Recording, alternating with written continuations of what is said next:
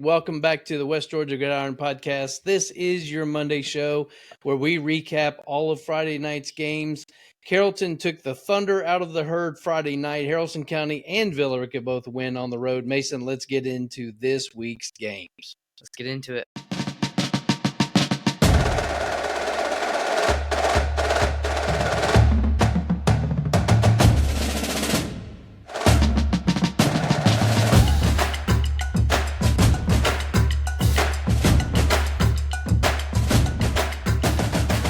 All right, Mason, we're in week 6 of the wrap-up.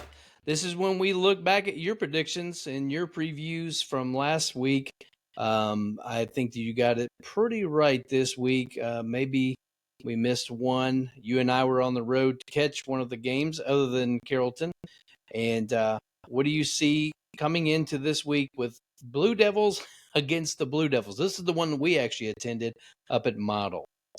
Yeah, Bremen, after only scoring 3 points at home against Rabun County, they definitely made sure to put up some points on the board against Model Thursday. Bremen breezed past Model, obviously, to the tune of 42-7. Bremen might be getting used to big wins, seeing as the team has now won 3 games this season by 26 points or more. Bremen obviously now has a winning record of 3-2. As for Model, they dropped their record down to 1-4 with the loss, which was their 6th straight home loss, and that dates back to last season. So Bremen, when we got there, probably 10-15 minutes after the game had started, and Bremen was already up 7-0, and I believe they were up like 28-0 at halftime. Just Bremen definitely made it a pretty boring game for Model. Model got a late score, but other than that, it was all Bremen all game long. Yeah, we were able to join with fans from both sides, but I think the most exciting thing is the Model cheerleaders. They rolled out a carpet for them, and they actually did some tumbling. That was pretty cool. A showcase. Yeah. And then during halftime, I'll be posting a picture on social media channels for us that will show you kind of what Bremen did during their halftime band, their marching band. They had a cool thing, a history of television. So I want to give that away. I'll post that. But, I like that it was out in the more rural setting. I like being in the community, seeing the fans come out on a Thursday night. That was actually pretty good. Yeah. I'll give it this. The hospitality, I'm not sure what the gentleman's name was at the concessions, but very helpful. And everybody was friendly, even the lady at the front gate. So that's always good. And then here was the big one. I think this was one of the most anticipated games. I know a lot of people were online talking about this one in different chats and podcasts. We actually had a special edition with Bama Preps to preview this game. I listened in a couple of others, 2 guys from Bama, 2 guys from Carrollton or from Georgia. And the Thundering Herd, I really thought this was going to be pretty close. I know you and Vlad from Bama Preps had it in 34-31, something like that. I had it at 31-20. But, wow, 43-7.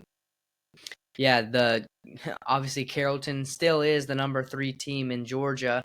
Coming into this matchup, Parker was the number 3 team in Alabama. Obviously, with that loss, they are no longer the number 3. They're still top 10, but no longer top 5. But the Trojans simply could not be stopped as they beat, obviously, the Thundering Herd 43-7. Considering the Trojans have won 5 games by more than 21 points this season, Friday's blowout obviously was nothing new. Carrollton's success was the result of a balanced attack that saw several players step up, but 3-star wide receiver Peyton Zachary, he led the charge by picking up 127 receiving yards and 2 touchdowns. Those 127 receiving yards are the season high for Peyton Zachary. The previous season high for him was 122, and that was against Gainesville. So past 2 games, he's been putting up over 120 receiving yards. But the team also got some help, courtesy of your boy, Cam Wood. Cam Wood, he had 120 total yards, that's rushing and receiving, but both of his 2 touchdowns were on the ground. Special teams, I think they also deserve some recognition, posting 13 points in total. All those points came courtesy of Julian Vargas. He added 9 points with 3 field goals and another 4 kicking extra points. So several Thundering Herd players also turned in solid performances despite ultimately coming up short. Perhaps the best among those players was 3-star running back Chancellor Sparks, who rushed for 98 yards on 6 carries. The victory keeps Carrollton at an undefeated 6-0 for the 27th time in school history, and the win came thanks in part to their offensive performance across that stretch, as they've averaged 44.3 points this season. As for Parker, their loss was their first of the season and makes their record 4-1, and it's actually their first loss since last year when Carrollton beat them. Obviously, I think Parker still probably, I don't know about Alabama, but definitely still in that 6A race. I mean, this doesn't knock them off of that for state championship in Alabama. Obviously, Carrollton, this kind of strengthens their resume as, again, they're 6-0 for the second straight year, 27th time in school history. The first half was interesting. It was only a 12-point lead for Carrollton at the half. I think it was like 19-7. First half, Parker was really running all over Carrollton. Carrollton really didn't seem to have an answer. Second half definitely had an answer, and Carrollton just pretty much did a lot of what they wanted to do. Very dominant. And CJ Cypher, he had some good throws, but I think, again, for the second game in a row, the story was Mason Holtzclaw at the quarterback position.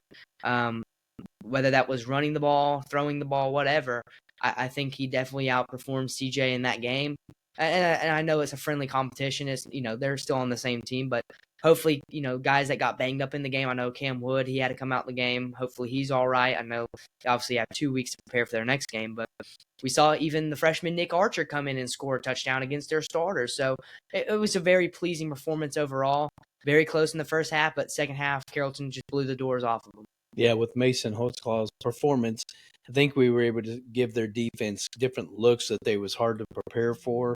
The first half, I thought it was more defense against defense. Yeah, although sure. their offense, you're right, their star running back was able to get a lot of yards on us, but we did make some adjustments. I'm not sure exactly what Coach King told them during halftime, but Ellie Pritchard was able to get an interview with him at the end of the game and shared some of that, what he shared to the team. But go back, and if you find that interview, that was a great interview, probably on Trojan Athletics social media that you could find that. But Mason, you and I have two different perspectives. I'm in the stands and you're in the booth, but I thought that maybe there was a lack of depth, or maybe they're either on the bench for the herd, or they just whoever they put in just could not answer what Carrollton was trying to do in the second half. And so congratulations to the Trojans, all that are involved with that football program, for sure, because that was a huge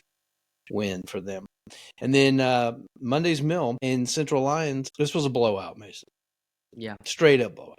Well, winning is always nice, but doing so behind a season high score is even better. Obviously, Central, they blew past Monday's Mill 56-0, and considering the Lions have won 4 games by more than 36 points this season, this blowout was nothing new for them. Leading Central to victory was obviously J.R. Harris, their quarterback, and also 4-star running back Jonas Walton. Harris threw for 134 yards and 3 touchdowns while completing 87.5% of his passes, while Walton rushed for 61 yards and a pair of scores on only 6 carries. What's more, Harris racked up a 166.7 passer rating, which is the most he's had since last year when they played Monday's Mill and they beat him 70-6. So, you also had 3-star running back Jace Walton, who was another key back. He had 86 rushing yards. So Central, they win their 3rd straight game at home, and that pushes their record up to 5-0 for the 8th time in school history. And those home victories come thanks in part to their offensive performance across that stretch, as they've averaged 50 points over those games. As for Monday's Mill, their loss dropped their record down to 0-5. And again, we've talked about a lot of the Bremen model game was the first region game of the year for Bremen. They're now 1-0. Obviously, Carrollton has yet to start region play, but this was the first region game for Central. So they start out region play pretty hot. Next week, this Thursday, they have to go on the road to take on Jonesboro, which you could argue will probably be the region championship. And you'll be at that game? Yeah, more than likely, and but Central's definitely starting out hot. But I had them winning 52-0, so I'm definitely not surprised in how both of these teams performed. Based on their schedule so far, the Lions, does a game like this help them prepare for those further regional games, or does this really not give them enough challenge up to now to be able to know what their real strengths are. Well, I think obviously a game like this can do both. Obviously, it gives you confidence and it shows that you can execute against a team that you should be executing against. But at the same time, it's not making you better. When they go play Jonesboro, that game will make them better because Jonesboro is a much better team than Mundy's Mill. But that doesn't mean Central's a bad team just because that doesn't mean they're going to go out there and lose to Jonesboro just because they haven't played strong opponents, let's per se. But this doesn't necessarily help them or hurt them. It's kind of a little median of both, but definitely good to see that they, pitched a shutout because that's what they should do, but doesn't necessarily hurt them. But I mean, it definitely can. Well, because of the timing, they're going to be playing Thursday. May not actually make our pregame preview show for the warm-up this week in a way that we'll be talking about the other games on Friday night by the time you're tuning in. But Mason, any obvious keys to success going in? We don't know what kind of environment they're going into. We don't know how Central's fans will be traveling on the road to give them support as well, but to help fill the stadium on the visitor side. Any key insights, performers that you're looking for? Well, both of these teams have multiple guys who are rated or ranked. For Central, obviously, you got the Walton brothers who are both rated, 4-star, 3-star running backs. Also got Sam Walker, who's an offensive lineman, who's 3-star for Central. But other than that, there's not guys that are rated or ranked per se, but still definitely effective. For Jonesboro, I think it's the same thing. They got 2 4-stars in the secondary. One's going to Miami, one's going to Georgia. They're both seniors. So, again, nothing that Central hasn't seen before. And they also got a linebacker who's a 3-star senior. But, again, I think Coach Brown said it best.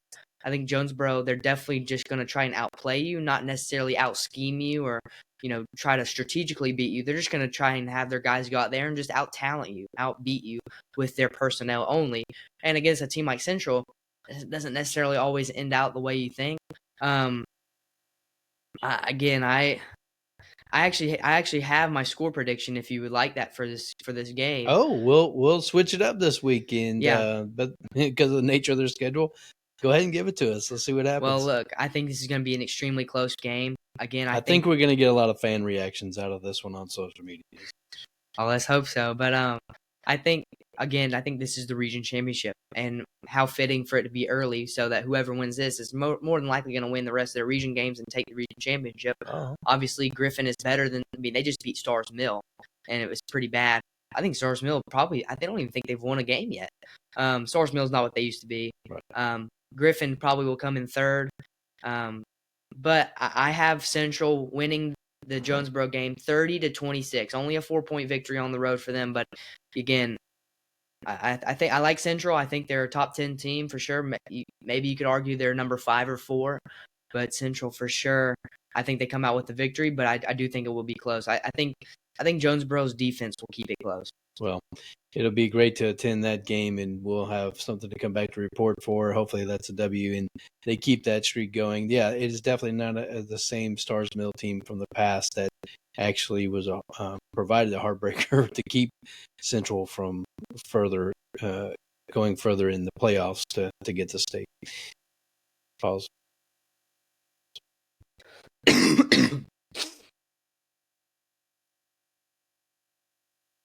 All right, and then Harrelson County goes up to Darlington. Definitely not the score you had. Much better score than what you had. It was great to see this score because this was really my game of the week outside of Carrollton, but as one of the other regional teams in West Georgia. I'm so proud of them to be able to go 1-9 last year, and then they're putting up 47-0 against Darlington. Some could say it's not the same Darlington team as the past, but Mason, was this a great win? For sure. I only had Harrelson County winning by 8 points, 28-20. So to go out there, not even let them score 1 point and then put up 47 points is incredible. It was the 22nd meeting between these two teams. And like I said, the Rebels have not beaten Darlington since 1992. And obviously that ended on Friday. So the first time they've beaten them in over 30 years. So obviously, congratulations to Harrelson County. But Harrelson County, they were handed a heartbreaking 2-point loss 2 weeks ago against Putnam County. They had a bye week, but they sure didn't let that happen against Darlington. They blew past them. And this result was nothing new for the Rebels, to be honest with you. They've now won 4 games by 28 points or more so far this season, which is actually all of their wins. So all of their wins have been by 28 points or more. And this was their 3rd straight victory on the road. So road victories came in thanks partly to their defensive effort, because they've only surrendered 7 points on average over those games. But as for Darlington, this is now their 2nd loss in a row, and it nudges their season record down to 2-3. So Harrelson County 4-1, Darlington 2-3, Harrelson County 1-0 in region, Darlington 0-1. And Harrelson County, they got a lot stacked on their plate. They might be 4-1, they might be 1-0 in region play, but now they gotta go back home and host a very, very, very good Heard County Braves team this Friday, which Carrollton doesn't have a game this Friday, so I don't know whether I should go to the Temple Bremen game or the Harrelson County Heard County game, but I will definitely be at one of those. And if it's this one, I think it'll be a dogfight. Yeah, we may have to divide up and get some coverage on both of those. And then Mount Zion Eagles, Pike County. This did not go the way that I was hoping it would for Mount Zion. Yeah, I think when Harrelson County played him, it was 28-0 for Harrelson County. Mount Zion obviously lost 35-14. This is Mount Zion's first loss on the season. They're now 5-1, but at the same time, that was only their 2nd game on the road. Their first game on the road was the first game of the season, and that one was only a 27-6 victory for them. So, I think we've seen Mount Zion in the past struggle on the road. I think once they can get that under control, they'll be fine. But Pike County, don't get it twisted. They are a good team. They're a bigger team. They're a 2A school, and they are a pretty decent team compared to the teams that they play, like Mount Zion and Harrelson County, etc. But Mount Zion, this was the lowest scoring game that they've had offensively. They've put up. I think the closest to that was when they played Bethlehem Christian. They only put up 20. So this was the lowest scoring game they've had. They only put up 14. They obviously gave up, I believe, 5 touchdowns. No. How many would that be? Yeah, I think 5. So, yeah, Mount Zion gave up 35 points. This was the 9th meeting between the two. Obviously, Pike County, like I talked about, they got the 21-point victory last year. Or no, that was this year. Excuse me, gosh. I had Mount Zion 24-10. I had them winning by 14 points, lost by 21. So definitely, I'm surprised by this outcome. I thought Mount Zion would do better, but for Mount Zion, I mean, look, you come in, you get 1 loss out of your entire non-region schedule. You got 1 loss. Now this week they head into region play against Greenville, which will decide who will get that 4th seed in region, unless one of them ends up beating Tryon or any of the other teams in their region. But this game last year was for the 4th seed, and Mount Zion lost, so they didn't make the playoffs. So very important region game here, and it's the first region game too, this Friday. But look, I mean, you come out of non-region with 1 loss, and it was to a pretty decent Pike County team, and it was a comfortable win, but it wasn't a blowout win. So I think for Mount Zion, obviously that helps them out a lot. You got something, you got a loss, and losing's not bad. It helps you learn. Sometimes it helps you learn better than winning, because it really makes you think about where you're at as a team. So I think Mount Zion, this was a good wake-up call for them as they head into region play. What happened to this Temple Tigers game against Pepril? Pepril, 14-41. That's a tough loss for them as well. Yeah, Temple, they were the 49-28 winner over Pepril last year when they played. But obviously their luck changed this time around. The Tigers were outmatched by the Dragons 41-14, and they were at home. And on top of that, this was Temple's homecoming. Yep. Bad scheduling for homecoming by whoever scheduled that. I don't know who did that, but definitely don't. There's 2 games you don't want to lose: senior night and homecoming. And they lost, and probably the biggest of the 2, homecoming. So not good. But this matchup marked the Tigers' lowest scoring contest so far this season. This is the worst offensively, just like Mount Zion, that they've done all season long. But their loss came despite a strong showing from two guys, Jaden McDaniel and JoJo Jones. Jaden McDaniel, he had 104 rushing yards and a rushing touchdown on only 10 carries, so averaging 10.4 yards per carry. JoJo Jones only rushed for 60 yards and one score on only 8 carries. So having lost for the first time this season, the Tigers fall to 4-1. As for Pepril, their win bumped their record up to 2-3, and Temple is now 0-1 in region play, as this week they have to go on the road to take on Bremen, who's coming off a pretty dominant win against Model, and their confidence is high. Temple's confidence been a little bit shattered. I think they've been another wake-up call here. I think, so far this season they've been riding high, and Pepril came in there and really set the record straight that Pepril's I called it. I said I had Temple winning 31-24, so obviously I thought it was going to be a close Temple win. But Pepril, I did say Pepril is better than their record. Just because they're 1-3 doesn't mean they're bad. They had very close games all season long, and Temple, they played not as good opponents, but they've been blowing them out. So it was a wake up call for Temple. It's unfortunate that it took them to region play to get a wake up call, but better late than never.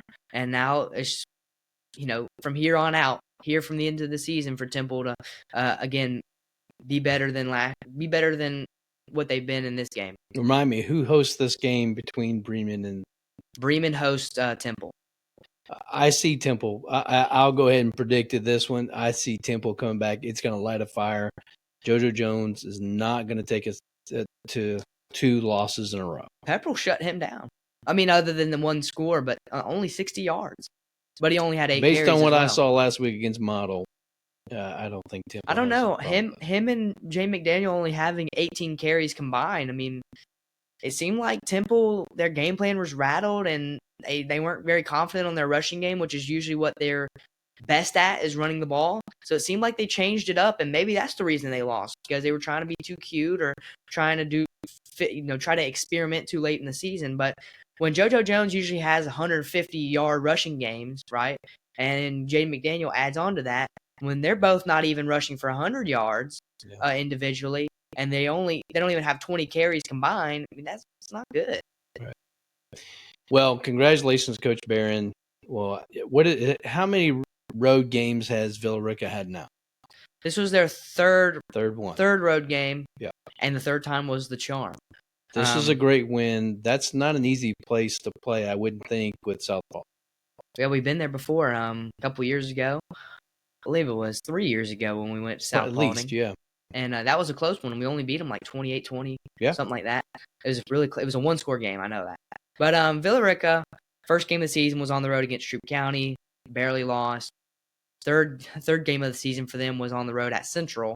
Obviously, not close.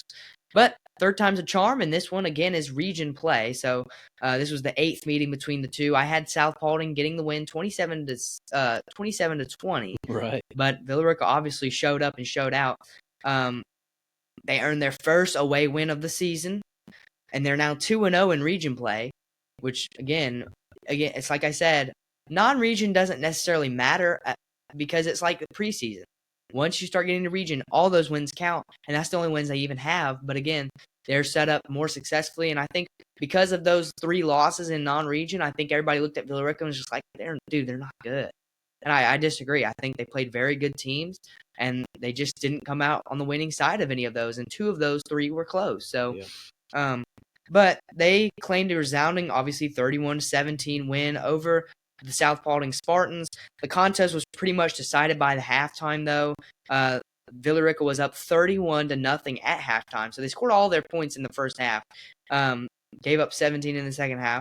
Villa Rica, this ends a 5-game drought on the road, which dated back to last season, and it puts them at 2-3 on the year. As for South Paulding, they now also own a record of 2-3. But yeah, Villa Rica, first win on the road since last season. So is anything particular to speak out to you about that they didn't score anything in the second half, gave up 17 points? Probably just let up. I mean, 31-0 is a pretty comfortable game. I think, obviously they did well enough not to only let up 17 points. If you're only letting up 2 touchdowns and a field goal in the second half, That's not great. It's not, you obviously want to win 31-0, but I don't know. Maybe they just let up. Maybe they were outplayed in the second half. I don't know. But Villa Rica, when you look ahead of you and the next opponent is Homecoming at home against Lithia Springs, which is a region game, you're looking like you're going to go 3-0 in region play. Yes. And get up to 500 with your season record. I'm sure if I was Villa Rica, I'd be calling up Carrollton. Hey, what'd y'all do against Lithia Springs to win? I mean, I don't know how good Lithia Springs really is, but Villa Rica, Carrollton played them. Ask them how they did it. Ask them, because they beat them 6-3-0. Yeah, and hopefully they get away without any kind of injuries as well, because you'll need that going on region play. That everybody's healthy. They're well, on a again, roll. Great win for Coach Barron and that ball club there. Yeah, they're on a roll. We'd already mentioned that Carrollton is on bye week this week, so if you're a Carrollton fan, normally attend that game. I would encourage you to go and find a game that's in the region. If you can get your tickets, get them early. That'll help support them. We have Bowden at home for homecoming. There's some big ones, yeah. They're taking on a team from Tuskegee, Alabama for homecoming. This is their last non-region game of the year. Mm-hmm. You have Bremen, who hosts Temple in a region matchup. You have Central on Thursday, who's going to take on Jonesboro in a region matchup. You have Harrelson County, who's hosting Heard County in a region matchup. You have Mount Zion, who will be hosting Greenville in a region matchup. And then you got Villa Rica, who in their region matchup and also their homecoming will be at home against Lithia Springs. So pretty much everybody but Central is at home this.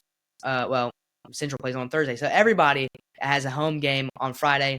Find one, go to one, support your local community, because all these teams need it, and I'm sure they would appreciate it. We appreciate it when they come out and support Carrollton. So, Yes. Yeah, I mean, it goes for anybody on any week, but especially this week, region play is rampant, and it's good to see some of this competition. But I'm definitely excited to see the teams around here start to go up against each other.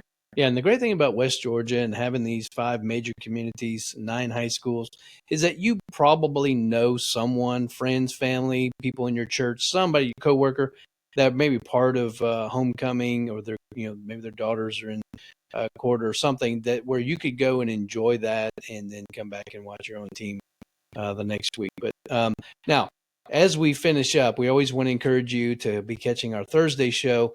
I will put this out there this week. We're going to have a surprise guest I think that everybody will want to hear from. We're going to do a special interview. This won't be another Bama Preps where they come in and we talk about a preview for another game, but this will be a special edition interview with one of the players from our region. So you don't want to miss that. We'll be making more announcements.